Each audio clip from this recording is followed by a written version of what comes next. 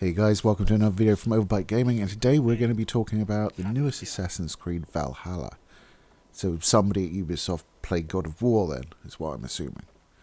That's kind of my base assumption when they sort of released the announcement. I was like, oh, it's a Viking game, wonder why. Anyway, you play Ivor, or Eivor? You play a Viking, who is unfortunately orphaned as a child in a prologue cutscene where you play a suitably androgynous young Viking, because you can obviously pick male or female, so they've saved work there. And then you go off with your sort of adoptive brother kind of guy, and then grow up and do Viking things. Now, I was a big fan of Assassin's Creed Odyssey. I really liked it. I don't know why. I think it might be because I'm just a fan of the sort of era it was set in, the Greek sort of classical era. It really is. I mean, ever since I saw Time Bandits and saw Sean Connery beating up a Minotaur, that kind of like made me really like that era for whatever reason as a child. But now we've got the Viking deal, and it's getting a lot of good reviews. I'm about 35 to 40 hours into it, and honestly, it's almost like I haven't scratched the surface yet. But I do have enough of an idea about the game to talk about it. I obviously can't talk about the ending because I haven't completed it, and from what I'm hearing, it's over 100 hours possibly to actually get there. And to be honest, I don't think the game's going to run out before my will to play it does, because I'm not as hot on it as a lot of the other people that are reviewing it are. I mean, I know it's got some good scores. Fair enough. Well done, you. And it's a perfectly serviceable game. There's nothing terrible about it, but there's enough in there that I disliked to make it kind of not sure about this one. And I think one of the biggest things for me is while playing it, I really wanted to be playing Odyssey. I was just like, I want to play Odyssey. It's better, in my opinion. So what happens is, your adoptive dad, who is like the Jarl of the Vikings, is making alliances with other Vikings, and then they have this like overall Viking leader who wants to be overall Viking leader, and you're not down with that. You think you should be like, hey, we should be our own thing, not under this guy, even though we've just helped him kill his enemies and agreed to be under this guy. So you and your sort of adoptive brother Sigurd make a break for England, and you decide to set up camp there, and you sort of raid religious places and do Viking things.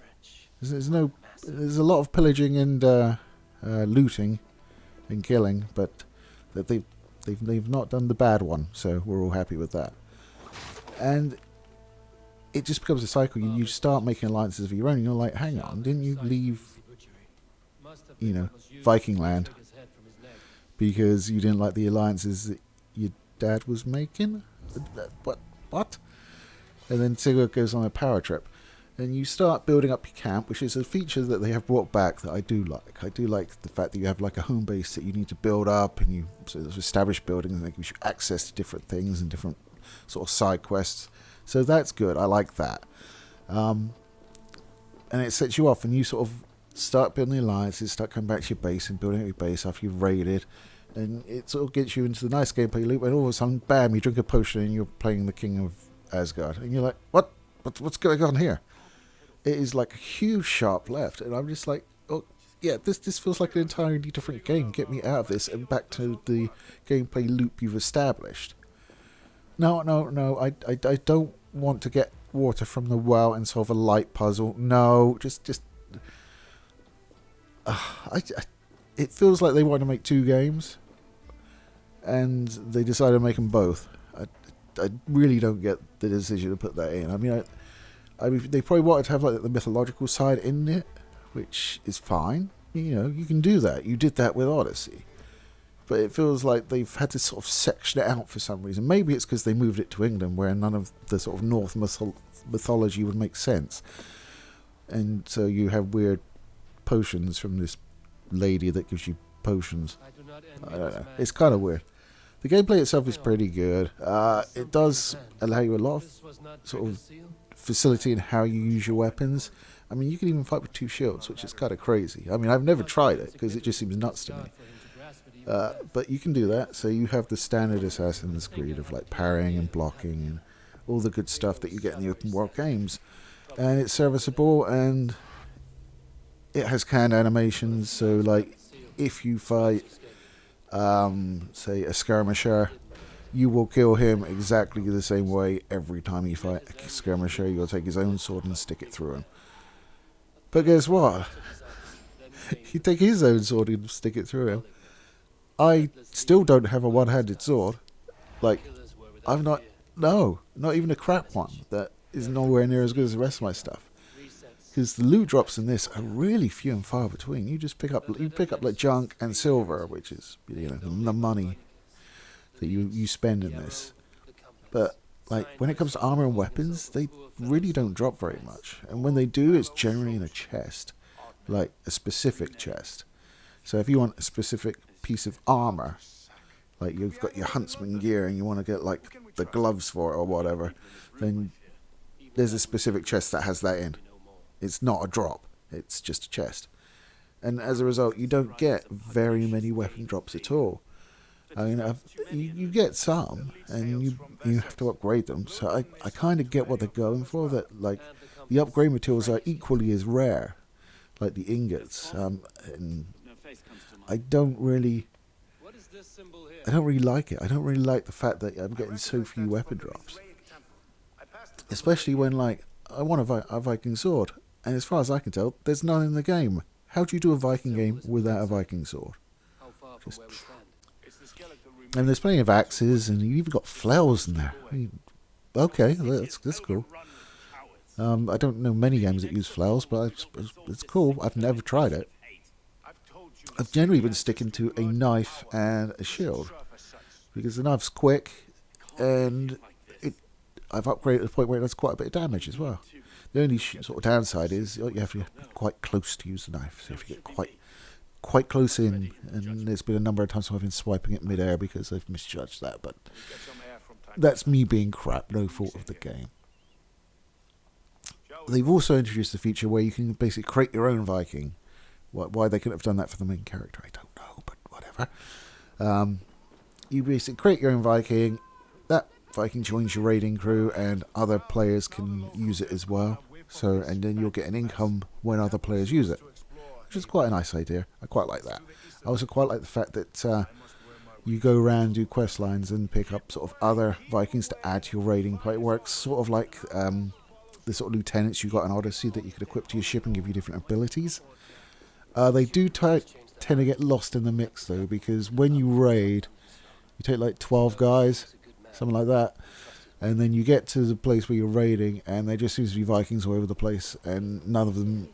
You occasionally see one of the ones that you specifically picked, but a lot of the time you're like, who the hell are you? A Viking comes up to help you force open a door. It's just a bit strange.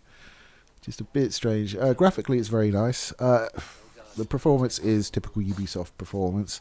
I had to cap it to 60 because it was running like between 70 and 80, which is fine, obviously. But it got to the point where every so often it would spike up to 100 and then down to like 7, and then back up to like 70 to 80 again, which made for a really bad gameplay experience. So capping it seems to have sorted that out, which is nice, but come on, Jesus Christ. Obviously, I'm playing on the PC. I'm not playing it on any of the next-gen consoles. I have to see about picking perhaps one of those up. Probably the PlayStation, because I have Game Pass on my PC. So, not really sure why to get the Series 1. Series X, beg your pardon. But, yeah, it's a long game, as I say. I mean, if you look at what my 35, 40 hours has brought me, it's just a little cluster of alliances in the Midlands. I think I'm power level like 112, and there's like power level like 200 areas. You're like, what the how long is it going to take me to get that high? You just look at it, you're like, No.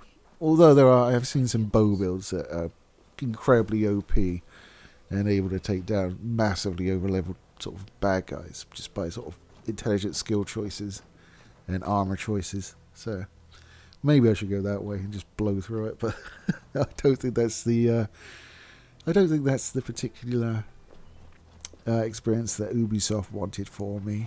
Bless them. And can we just like lose the modern day Animus shit? I mean, it hasn't really been relevant since she did away with whatever his name is. Desmond. There we go. Because she led us along, we all assumed it was going to like, oh, there'll be a game set in the modern day centered around him, and he just goes away. And now I don't care about this woman that we've been playing for the last couple. I mean, I didn't play Unity. I think that's the only one I don't think I've ever played. Purely because it ran like a piece of shit when it came out, and I don't think that deserves to be rewarded with a purchase. Still, Syndicate was just free on Epic Games, so maybe I'll get Unity in the same way. And can complete my Assassin's Creed experience by playing that as well. But I do tend to view these newer open world ones as better. I mean, for me, by the time you got sort of like, I played the first two to completion, and then after that I was just done. I was just like, I'm done with this formula, man. Oh look, it's Ezio again. Fantastic. So no. And I picked them up, sort of either on sale or whatever you, and played them. But then Origins came out, and I was like, well, this is doing something good. I'm not particularly interested in it, but it's doing something different, which I like. And then Odyssey came out, and I just love Odyssey. It is. They could not have written a better video game for my personal taste. Now, I get that there's people out there that don't like it and say it's grindy. I didn't find it grindy. I don't know whether that's because I enjoyed the side quests or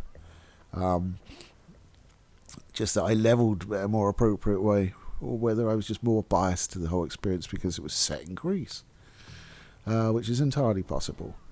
But what I did like about that is you got bloody loot. And also you had all the mythological stuff, and it was all mixed in, and it felt like there was no sectioning of the game or anything like that. I mean, you did have power levels for islands and stuff, but I mean, there's always stuff to do, and you could do stuff on your ship as well. Not quite to the point of like doing the fishing that you could in Black Flag, which was a bit of a shame, but you know, whatever. But at least there was naval warfare, which there isn't in Valhalla.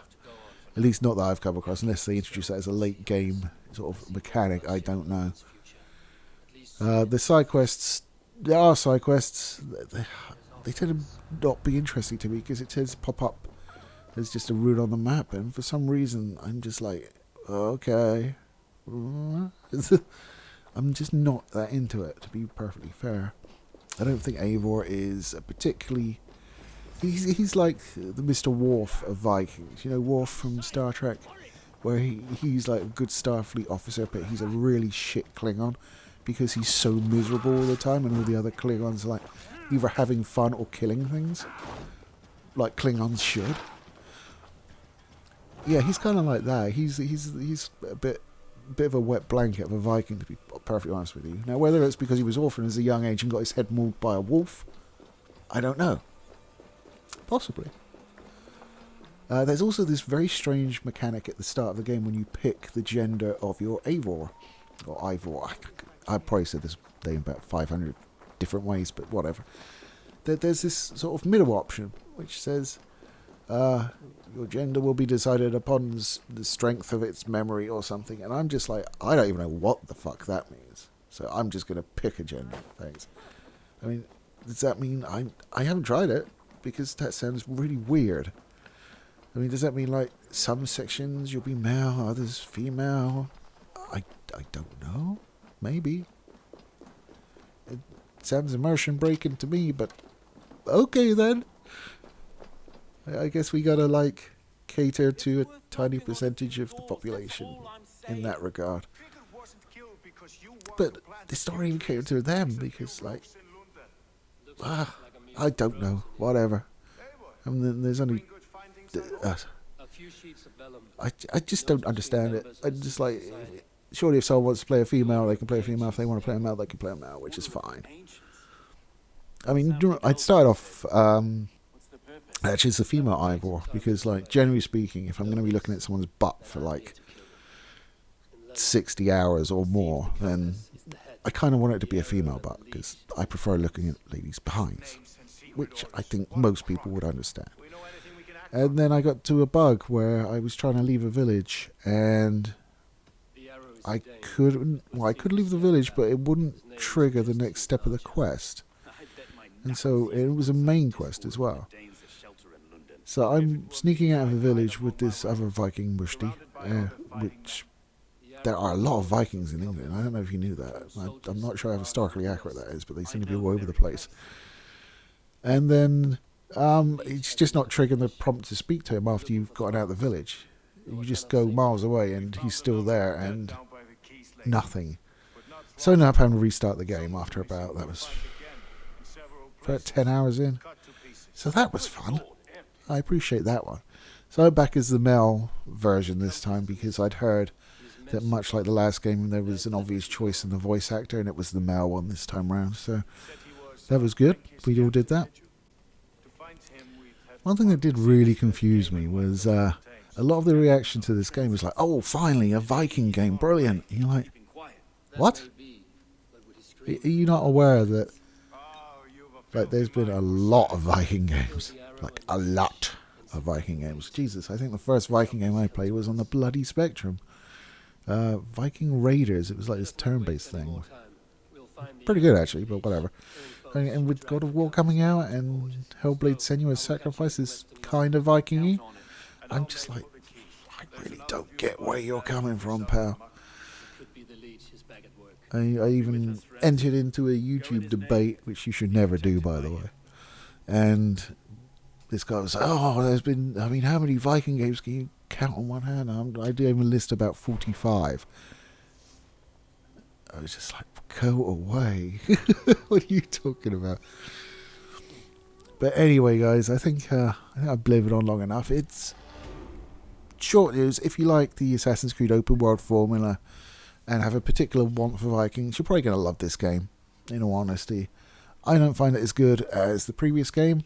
Odyssey will be my Assassin's Creed gold standard as far as I'm concerned.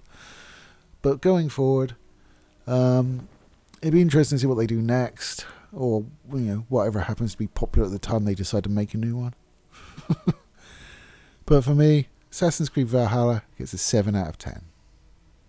Hope you enjoyed the review. If you disagree with me, please let me know down below. I'm always up for a bit of engagement, or as I call it, YouTube arguing. And take it easy, guys. And I'll see you next Saturday.